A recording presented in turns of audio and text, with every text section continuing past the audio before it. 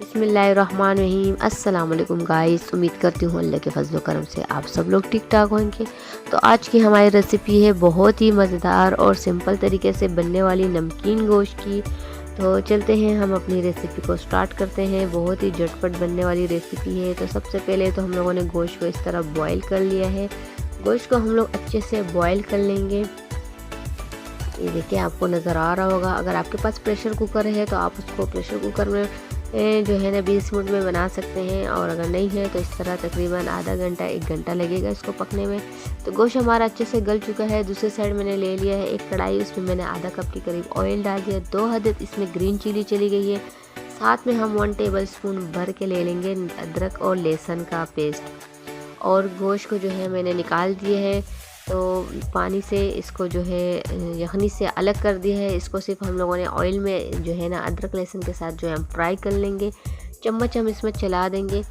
बहुत ही मज़ेदार रेसिपी हमारी बनने वाली है ये नमकीन गोश्त की। ख़ास कर जो पहाड़ी इलाके होते हैं वहाँ के लोग इस तरह की जो रेसिपी है नमकीन गोश्त की बहुत ही ज़्यादा खाना पसंद करते हैं, बहुत ज़्यादा बनाते हैं।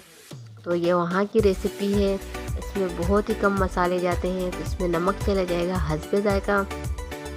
नमक क्योंकि हम लोगों ने इसमें जो है बॉईल करते हुए भी शामिल किया था, इसलिए नमक हम लोग इसमें जो है हस्बे ज़ायका डालेंगे। तो साथ में इसको हम लोग मिक्स कर लेंगे ताकि गोश्त में जो है हमारा नमक वगैरह चला जाए। तो ये देखिए चम्मच हम साथ साथ में इस तरह चला रहे हैं। बहुत ही मज़ेदार रेसिपी हमारी बनने वाली है, बिल्कुल विलेज फूड है ये। तो साथ में हम इसमें डाल देंगे थोड़ा सा जो है ब्लैक पेपर कुटा हुआ। बहुत ज़्यादा जो है हम लोगों ने काली मिर्च का पाउडर नहीं बनाना, बस दरदरा सा उसको कूट लेना है। और 1/2 टीस्पून हम लोग इसमें जो है ना शामिल कर देंगे।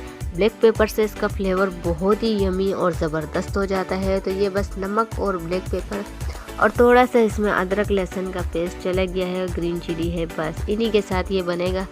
लेकिन यकीन जाने खाने में इतना बेहतरीन और मज़ेदार होता है कि बस कौरमे और कढ़ाई की तो बिल्कुल छुट्टी कर देगा। तो साथ में हम इसको ढक देंगे इस तरह तकरीबन 5 से 6 मिनट के लिए हल्की आंच में, ताकि जो है इसमें जो ऑयल में ये बहुत ही अच्छे से क्रिस्पी और मज़ेदार बन जाए। थोड़ा बहुत क्रिस्पी और थोड़ा बहुत जूसी होता है। ये देखिए चम्मच इसमें हम चला देंगे अच्छे से। इसको हम लोगों ने मिक्स कर लेना है। और इसको अभी मैं आपको प्लेट आउट करके दिखाती हूँ, क्योंकि अल्हम्दुलिल्लाह हमारी रेसिपी ऑलमोस्ट बिल्कुल डन है।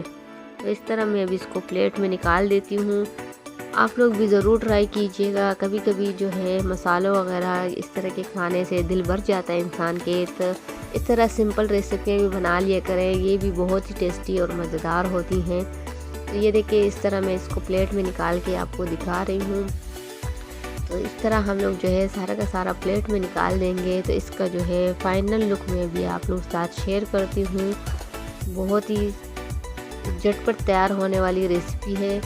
तो ये देखिए इस तरह मैंने प्लेट में सारा निकाल दिया है। ये देखिए इसके फाइनल लुक आ चुका है।